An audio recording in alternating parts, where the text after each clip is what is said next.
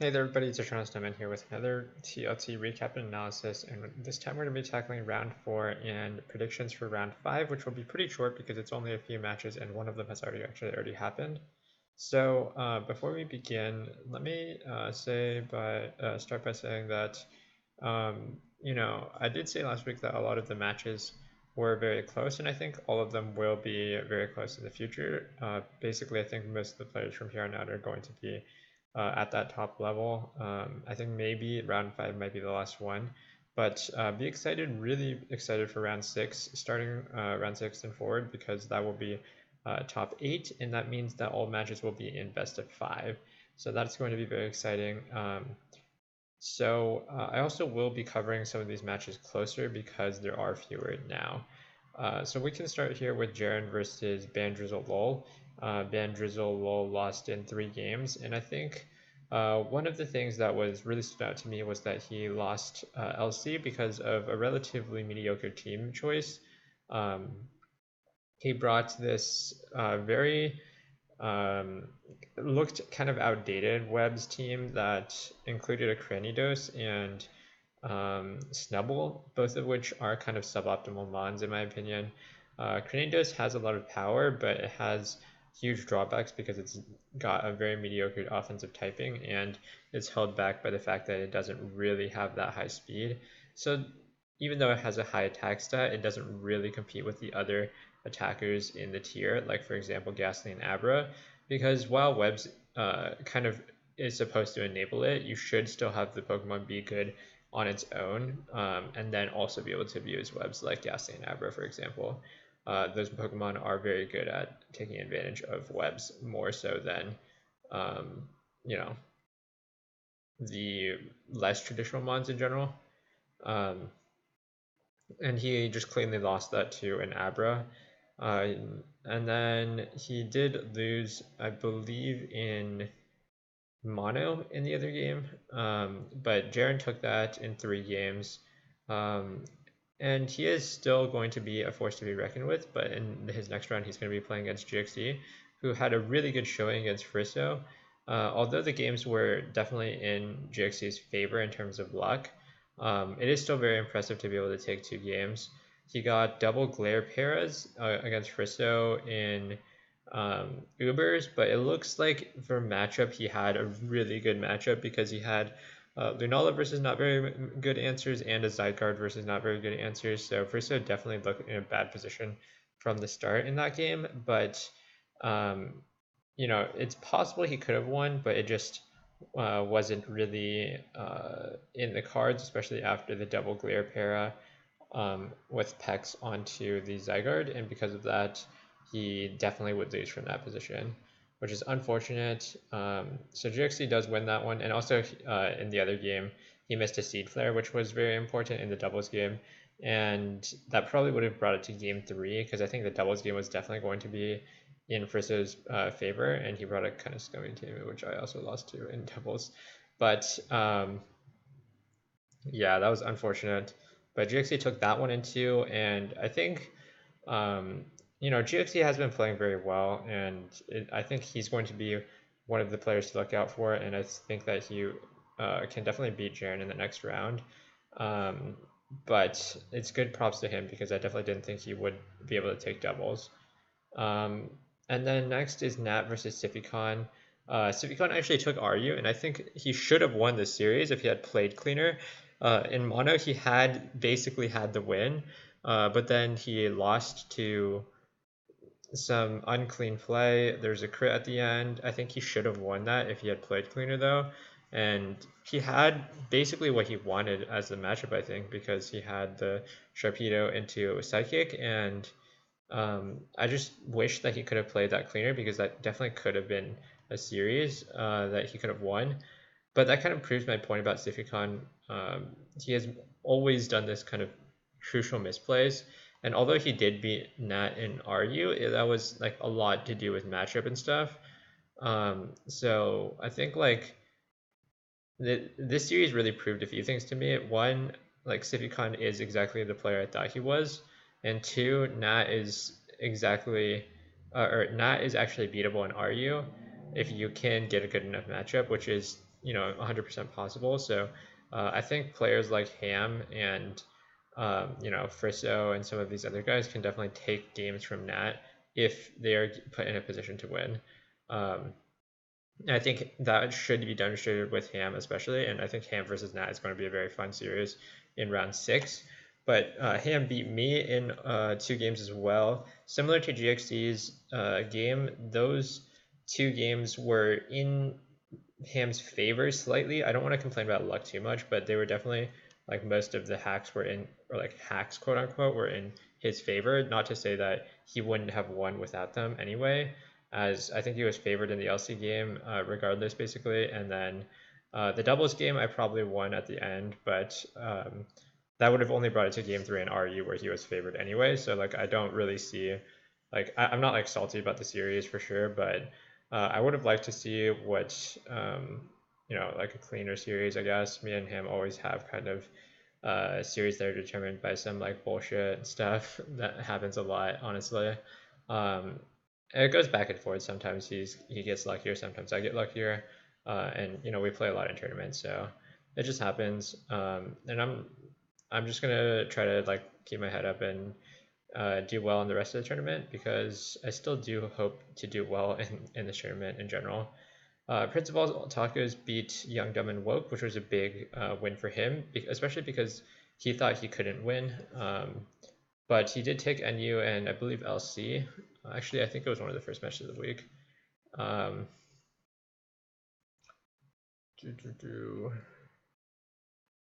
Yeah, NU and LC. Yeah, that's correct.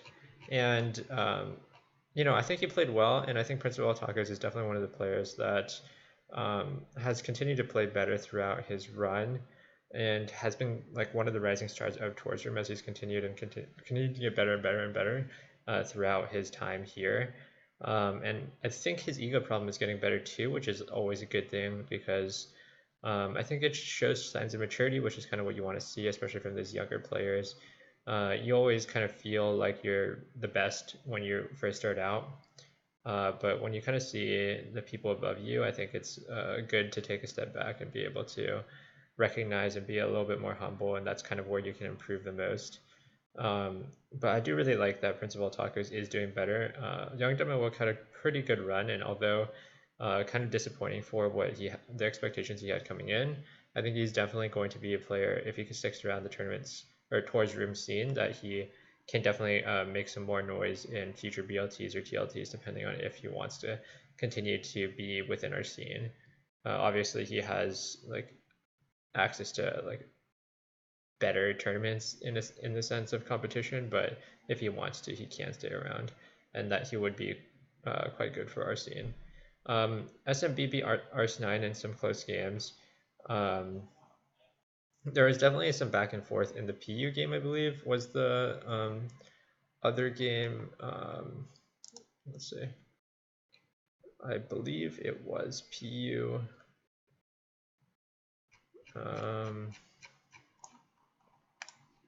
Let's see. Yeah, whatever. I probably scrolled past it. Yeah, it's the PU game. And then Ars9 won RU pretty handily, so I think this was kind of the expected outcome because SMB is like such a good player and he has kind of the clout to be able to win. And the doubles is kind of where he showed his prowess. That said, I do think that SMB is going to have to start facing some challenges soon. I think the losers bracket, or like coming into this round, SMB was kind of the odd man out in the sense that I think he was at the caliber of some of the top upper players and winners because he got knocked out pretty early by one of the tournament favorites in Nat. And so now with some of the other big names kind of moving down to losers, he is definitely going to be starting to face some challenges, and it's going to be tough for him to just if he wants to continue in this bracket because especially I think against me and Frisso, I think SMB is probably going to struggle with in the best of 5 series because we can challenge him in doubles, and I think we're more well-rounded in other tiers. But I think for other players, I think it's still going to be tough. SMB is very good and fundamentally sound. Poison Adhesive beat Plimsoll Punks in some not super clean games. Especially Uber's was not super good in terms of there's a lot of hacks back and forth. And we'll see how Poison Adhesive plays, but I think this is, or he's going to be playing me next round. It's going to be happening pretty soon tomorrow, actually, probably around less than 12 hours after this video is going to be released. Yeah, it's only going to be like 10 hours after this video is released, I think. So that's going to be fun, but um, I think he is definitely going to be somebody to uh, look out for him. And I think him and Plimsoll Punks definitely showed pretty good things coming into this throughout their tournament runs. So we'll see how I play against him, and hopefully it goes well for me. But we shall see. And then PD beat Roginold, which was kind of a surprising thing. I don't really think it's that surprising, but I did say that I could see basically all the players winning except for the Civicon Nat series. I think everyone else could have. I could see both sides winning, and I think PD played pretty well, and he also won his next round, which we'll talk about in a minute. But I do think that PD has been playing better and better, and kind of the worries that I had coming in after round one have been largely dispelled now, and I think that he can play better in the future as well, but we'll see how things go. I think that if PD continues to play well, that he could be a threat to be reckoned with for some of the other big players, but we'll see how that goes. So we can move into the uh, losers top 8 qualifier, which is round 5. PD have already making it in since he beat Sificon earlier today in 2 games. It was LC and UU. I think LC was like clean, was expected PD to win. UU he brought like PD brought a relatively cheesy team and just kind of won based on that. I do want to say though, Sificon making it this far has definitely been beyond my wildest expectations. I didn't really see him as much of like a player coming into this tournament, so I want to give him big props, even though I know I do shit on him a lot, saying that he's like not really the player to make it this far. But it's definitely pretty impressive considering, um, the public expectation, I guess, coming into this tournament. So I do see him as someone who was able to improve throughout this tournament, but I'll have to see if his tournament success continues because you know, while I may not believe that he is at the top level, which is like top 8 of um, TLT, like I think that in future BLTs he could be like a solid player, and that could be pretty good. So good on him. But let's continue with the other matches. So Frisso is playing against Principal Tacos, and I think Frisso is definitely favored here.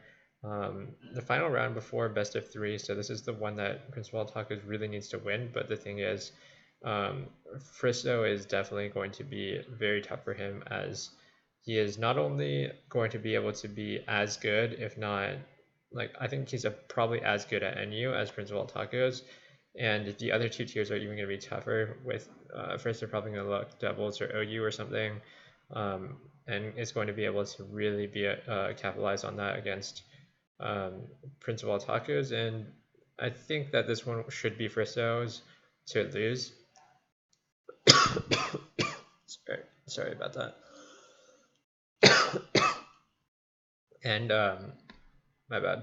So I think Frisso is most likely going to be able to win. Uh, Obviously, I could see there being a world where Principal Tacos wins. It would probably have to come in like NU and RU or something, but it would have to really be some good prep. And it seems like the odds are just very heavily against him in this one, so definitely going to be favoring Frisso for this match, probably 70-30 or so. SMB versus Ban Drizzle Lol. I think this one will also be relatively one-sided. I think SMB is definitely going to beat Ban Drizzle Lol in probably a 2 or 3 game set.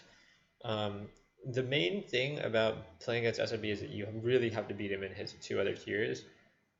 unless you can match him in doubles, which I think only me and Friso can, and arguably I can't even do it anymore because I don't keep up with the doubles meta as much, and I just lost last week in doubles to Ham, who is obviously not a doubles player, but I think if you beat SMB, you really have to beat him in the other two tiers. And although he's shown vulnerability in the past few weeks because of playing some close sets against people who maybe weren't expected to take him that far, I do think that he will be able to capitalize on his mastery of doubles here and take down Banjo probably in 2 or 3 games. I don't really know. It'll really be on Banjo to bring into SMB here, and but I'm definitely favoring SMB. And then I'm going to be playing Poison Adhesive. We're playing NU, Mono, and LC. So Mono is definitely the one that I'm going to be a lot more sus in. I'm like, I'm gone on record and said I'm like not that good at Mono, especially team selection and stuff. It definitely takes a lot of a different mindset, I guess, when going into Mono, and I kind of just don't really like to think about that kind of stuff. So I tend to not really like Mono as a tier, and so that's going to be a tough match for me to win, or a tough game for me to win. But NU and LC are just going to be interesting.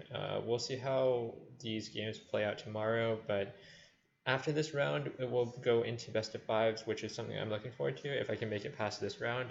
I think best of fives favor or are going to be quite good for me personally because I do think that I am more of a player who can play a lot of tiers well, and so that's going to be interesting.